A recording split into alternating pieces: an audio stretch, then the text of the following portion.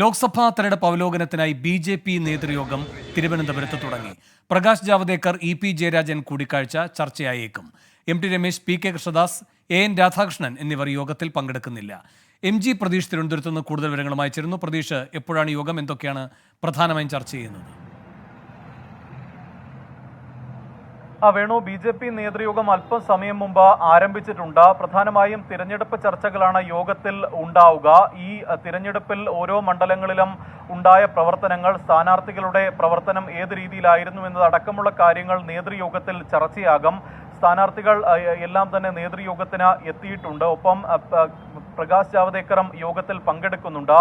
ഈ ഓരോ മണ്ഡലത്തിലും കഴിഞ്ഞ ലോക്സഭാ തെരഞ്ഞെടുപ്പിനേക്കാൾ മികച്ച പ്രവർത്തനം കാഴ്ചവെക്കാനായി എന്നുള്ളൊരു വിലയിരുത്തലാണ് ജില്ലാ ഘടകങ്ങൾക്കുള്ളത്. ഇതടക്കമാണ് ഇന്ന് ഈ യോഗത്തിൽ ചർച്ചയാവുക. 5 മണ്ഡലങ്ങളിൽ വിജയപ്രതീക്ഷയുമായാണ് ബി.ജെ.പി. ഇത്തവണ ഈ തിരഞ്ഞെടുപ്പിന് എത്തിയത്. പക്ഷേ 2 മണ്ഡലങ്ങളിൽ പൂർണ്ണമായും വിജയിക്കുമെന്നൊരു പ്രതീക്ഷ നിലവിൽ ബി.ജെ.പി. മുന്നോട്ട് വയ്ക്കുന്നുണ്ട്. അത് തിരുവനന്തപുരവും തൃശ്ശൂരുമാണ്. മികച്ച പ്രവർത്തനം ഈ 2 മണ്ഡലങ്ങളിലും കാഴ്ചവെക്കാനായെന്നും ഈ മണ്ഡലങ്ങളിൽ വിജയം ഉറപ്പെന്നുമാണ് ഇപ്പോൾ യോഗം വിലയിരുത്തുന്ന കാര്യം. ജില്ലാ ഘടകങ്ങളും ഇത് വിലയിരുത്തിയിട്ടുണ്ട്. ഈ റിപ്പോർട്ടടക്കം ബി.ജെ.പി. നേതൃയോഗം ചർച്ച ചെയ്യും. നേരത്തെ സാധാരണഗതിയിൽ കോർ കമ്മിറ്റി യോഗം കൂടിയ ശേഷമാണ് നേതൃയോഗം നടക്കുക. ഇത്തവണ നേതൃയോഗമാണ് ആദ്യം നടക്കുക. നേതൃയോഗത്തിന് ശേഷം വൈകിട്ടോടുകൂടി തന്നെ ബി.ജെ.പി. കോർ കമ്മിറ്റി യോഗവും ചേരും. മറ്റൊരു പ്രധാനപ്പെട്ട കാര്യം, പ്രകാശ് ജാവദേക്കർ, ഇ.പി. ജയരാജൻ കൂടിക്കാഴ്ച ഈ യോഗത്തിൽ ചർച്ചയാകും എന്നതാണ് സൂചന. ഈ കൂടിക്കാഴ്ചയ്ക്ക് പിന്നിൽ, അല്ലെങ്കിൽ കൂടിക്കാഴ്ചയിലേക്ക് നയിച്ചതിന്റെ കാരണമടക്കം പ്രകാശ് ജാവദേക്കർ ഈ യോഗത്തിൽ വിശദീകരിക്കാനും ഒരു സാധ്യതയുണ്ട്. കാരണം സംസ്ഥാന നേതൃത്വം വലിയ അതൃപ്തി ഇക്കാര്യത്തിൽ രേഖപ്പെടുത്തിയിരുന്നു. സംസ്ഥാന നേതൃത്വത്തിന്റെ പോലും അറിവോടെയല്ല ഇത്തരത്തിൽ ഒരു കൂടിക്കാഴ്ച നടന്നത് എന്നുള്ളൊരു ആക്ഷേപം നേരത്തെ തന്നെ നിലനിൽക്കുന്നുണ്ട്. അതുകൊണ്ട് തന്നെ ഈ കാര്യങ്ങൾ യോഗം ചർച്ച ചെയ്യും. മറ്റൊന്ന്, ശോഭാ സുരേന്ദ്രനുമായി ബന്ധപ്പെട്ടതാണ്. ഇ.പി. ജയരാജൻ വിഷയത്തിൽ ശോഭാ സുരേന്ദ്രൻ മാധ്യമങ്ങളോട് നടത്തിയ പരസ്യ പ്രതികരണങ്ങളിൽ സംസ്ഥാന നേതൃത്വത്തിന് അതൃപ്തിയുണ്ട്. അതുകൊണ്ട് തന്നെ ശോഭാ സുരേന്ദ്രനെതിരെ ഏതെങ്കിലും തരത്തിൽ ചില വിമർശനങ്ങൾ ഈ യോഗത്തിൽ ഉണ്ടാകുമോ എന്നതും ഏറ്റവും നിർണായകമാണ്. മറ്റൊന്ന്, ചില മണ്ഡലങ്ങളിൽ സ്ഥാനാർത്ഥികൾ ഉയർത്തിക്കാട്ടിയ വിമർശനങ്ങൾ, അതൃപ്തികളുണ്ട്. അത് പാർട്ടിയിലെ ചില വിഭാഗീയതയാണ്.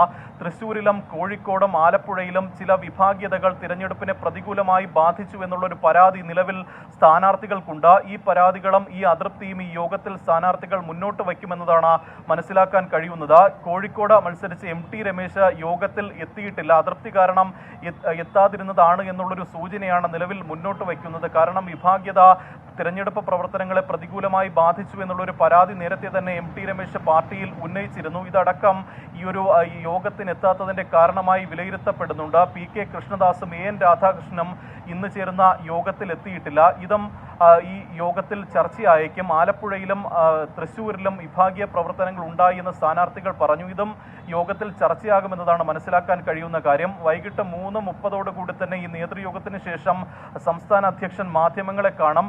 അതിനുശേഷം കോർ കമ്മിറ്റി യോഗം കൂടിയ ശേഷമായിരിക്കും ഇന്ന് യോഗത്തിലെടുത്ത തീരുമാനങ്ങൾ, ഒപ്പം ഈ തിരഞ്ഞെടുപ്പ് പ്രവർത്തനങ്ങളുടെ കൃത്യമായൊരു വിലയിരുത്തലുകൾ പൂർത്തിയാവുക. വേണു, ശരി. എം.ജി. പ്രതീഷാണ് തിരുവനന്തപുരത്ത് നിന്ന് വിവരങ്ങൾ നൽകിയത്. ലോകത്തെവിടെയായാലും ഏത് സമയത്തും 24 വാർത്തകളും ഓഗ്മെന്റഡ് റിയാലിറ്റി പാക്കേജുകളും എക്സ്പ്ലെയിനറുകളും വിശദമായി കാണാൻ ഞങ്ങളുടെ യൂട്യൂബ് ചാനൽ നിങ്ങൾക്ക് സബ്സ്ക്രൈബ് ചെയ്യാം.